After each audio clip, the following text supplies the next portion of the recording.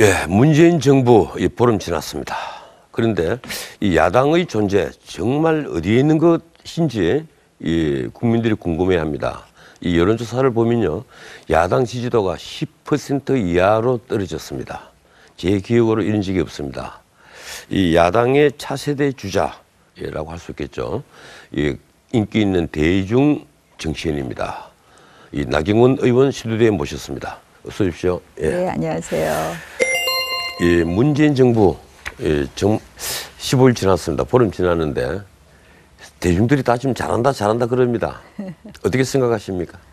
뭐 사실 이제 문재인 정부는 노무현 정부의 투라고 우리가 말할 수밖에 없겠죠. 예, 스스로 민주정부 3기라고 불렀습니다. 네, 민주정부 3기라고 하는데 어쨌든 노무현 정부에 대해서 우리가 그동안 그 당시 이제 늘 아마추어 정부다 이런 비판을 많이 했었는데요.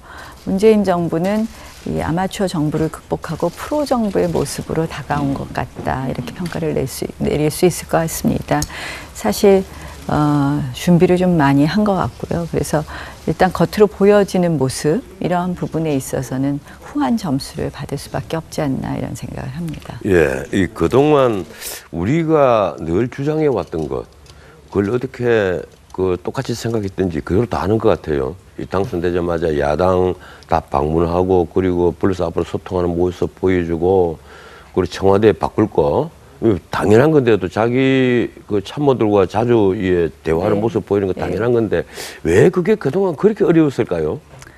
뭐 참 안타까운 일이고요. 뭐 정말 어떻게 보면 우리가 극복하지 못했던 부분들에 대해서 이제 다 반대로 하면서 점수를 따고 있는데요. 그러나 이제 조금 더 지켜봐야 될 점은 많이 있다고 생각을 합니다. 예, 우선 이제 문재인 정부의 윤곽이 서서히 이제 드러나는데 뭐 청와대는 거의 다 인선이 끝났고요. 내각은 지금 이 총리와 이 경제부총리 그리고 외교수장 이렇게 3명이 지금 지명자들이 나왔는데 어떻습니까? 지금 청와대 인사 특히 안보 외교 안보 라인을 두고 이 야당에서 좀 얘기들이 나올 만한데 그렇게 큰 목소리들이 안 나온 것 같아요. 사실 걱정 많이 하고 있죠. 일부분에 대해서는 지적하기도 했는데요. 실질적으로 이제 대부분 이제 대화론자들만 들어간 것 아닌가 하는 문제하고 이제 뭐 이 안보 쪽 부분에 있어서 너무 등한시한 것 아닌가 하는 지적을 할 수 있는데요. 사실 제가 제일 걱정하는 부분이 사실 외교안보 부분이거든요.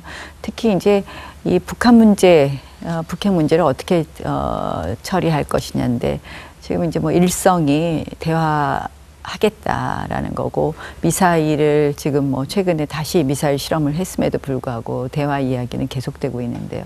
사실 이것이 핵 폐기가 아니라 핵을 동결한 상태로 대화로 이어질 경우에 폐기를 전제로 하지 않은 이러한 동결을 상태로 대화로 이어질 때 앞으로 북핵 문제 해결은 점점 멀어진다고 생각을 하거든요. 그래서 조금 더 그런 부분에 있어서 균형을 잡아줬으면 어떨까 하는 그런 안타까움이 있습니다. 예, 이 정의용 국가안보실장에 대하다가 강경화 이 외교부 장관 내정자 뭐 이분 또 이 다자외교 전문가고 이 유엔에서 주로 인권 난민 문제, 그렇죠. 인권 문제 화물사실에 오래 근무했지 않습니까? 네.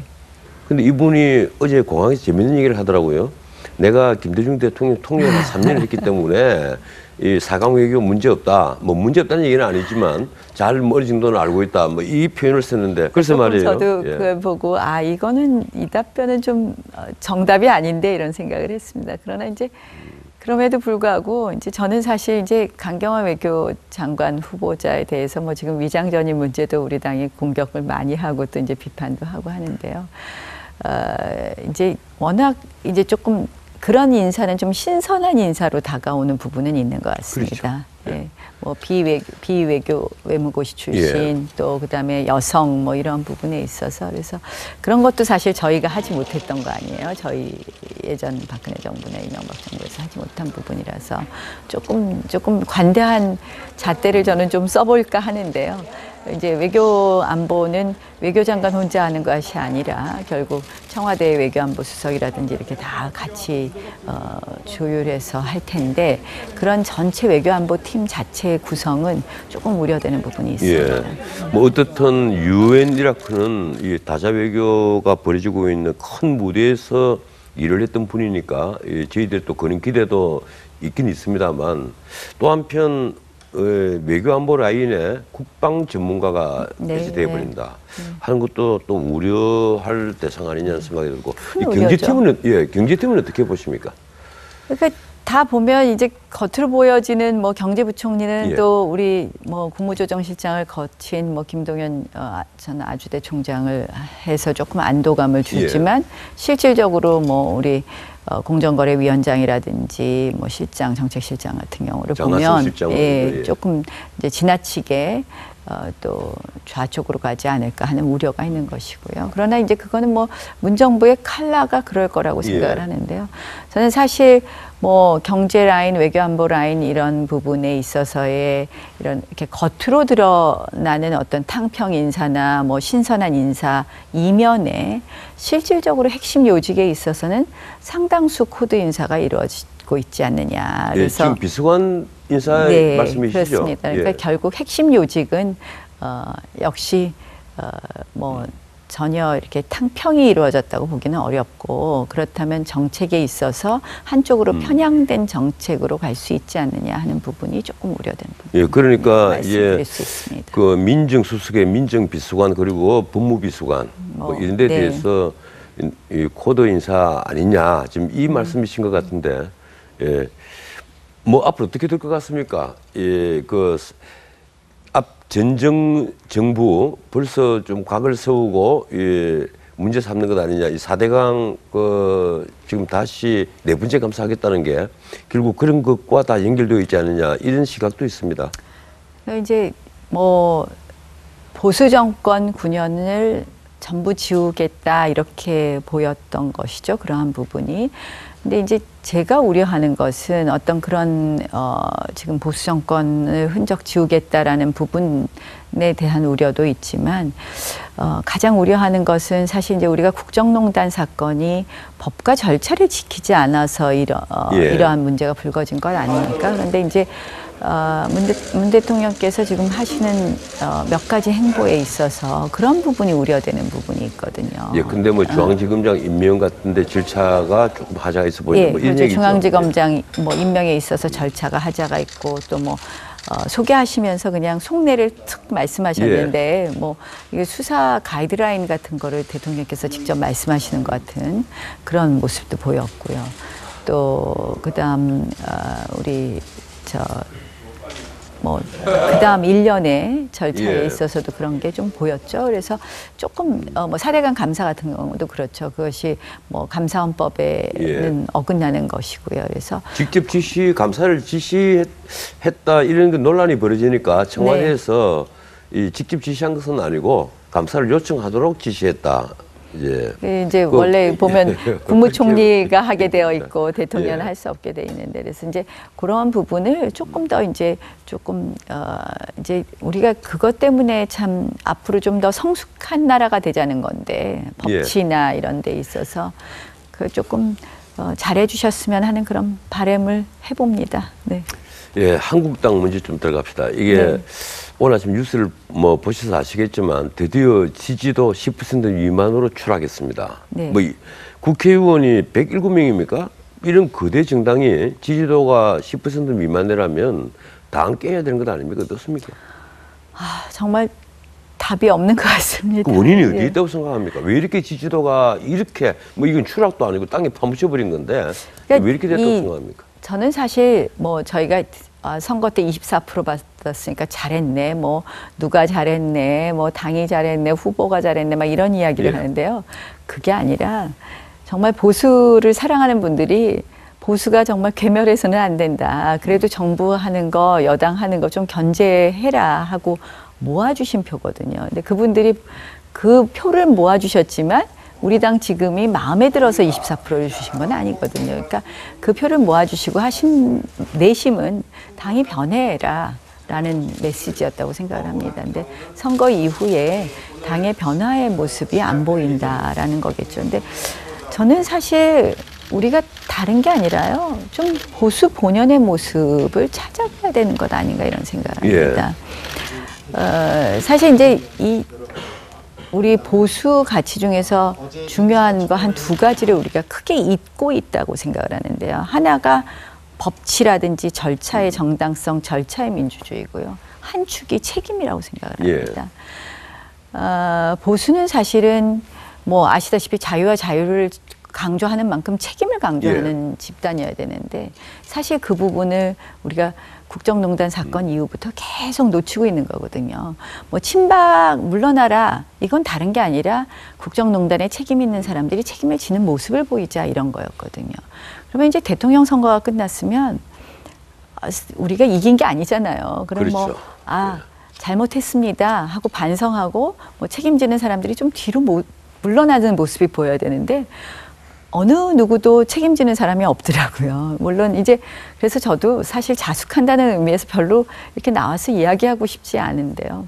그래서 그런 모습이 국민들에게 어떻게 저 정당 희망 없는 거 아닌가 이런 생각하게 하시는 건 아닌가 이런 생각을 하고요. 그 책임의 한 축이 있고 또 하나는 역시 또 법치와 절차라고 생각을 합니다. 그래서 그런 부분이 이게 좀 정말 이게 당의 변화 어떻게 가져올 거냐. 저는 그래서 이제 이 보수 본연의 모습을 제대로 좀 갖춰야 된다는 생각을 하고 그걸 그러면 우리가 이제 앞으로 어떻게 보여줄 것이냐에 대한 지금 심각한 고민 중입니다. 예, 그렇지 않아도 이 또 시청자들 오해를 풀기 위해서 제가 말씀드려야 되겠네요. 우리 나 의원 모시려고 상고 처리했다는 거.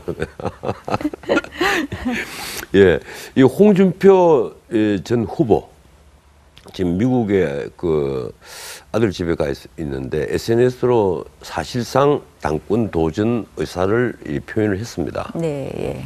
아마 제 생각으로는 뭐 90% 이상 당권 도전할 것으로 보이는데 이 내부에서 또 홍준표 추대론이 나오더라고요. 네. 예. 근데 이 직전 대통령 후보의 그 당권 도전 여기에 대해서 또 바깥에 당에 없는 분들이 보는 시각도 많이 나뉘는 것 같아요. 네. 워낙 그 자유한국당이 지리멸렬을 해 있으니까 그렇더라도 막 홍준표 후보가 후보했던 분이 나와서 당권을 장악하고 당을 다시 바로 세우는 것도 일리가 있어 보인다. 이런 이제 생각을 가진 분도 있는 반면에 또 한편 대통령 후보를 지내서 패배를 했으면 거기에 따른 책임을 져야 되고 또 대통령 후보라는 것이 원래 정치인으로서 최종적으로 하는 정치 행위인데 뭐 어떻게 아무런 그 명분도 없이 또 정치를 뭐 계속한다 손 치더라도 뭐 당권까지 지금 도전해서 이 재수를 재수하겠다 이걸 앞에 이 정면에 내세우느냐 이런 비판적인 시각도 많습니다. 어느 쪽입니까?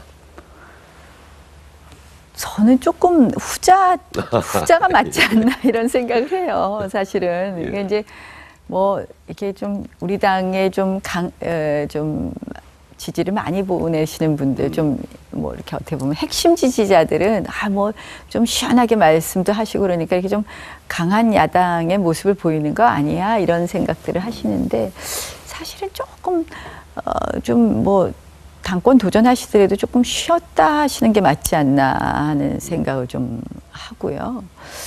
그리고 글쎄요, 이게 강한 야당이라는 게 목소리 크다고 강한 야당일까 하는 생각을 한번 해봐요. 그래서 실질적으로 결국 강한 야당은 국민들한테 신뢰를 얻는 야당이라고 생각을 하는데 그런 부분에 있어서 신뢰를 얻는 거에 있어서는 조금 더 국민들에게 이제 뭐 우리 그 보수의 원칙과 절차 뭐 이런 부분 하면서 당이 좀 신뢰를 쌓는 모습이 더 좋지 않을까 이런 생각도 듭니다.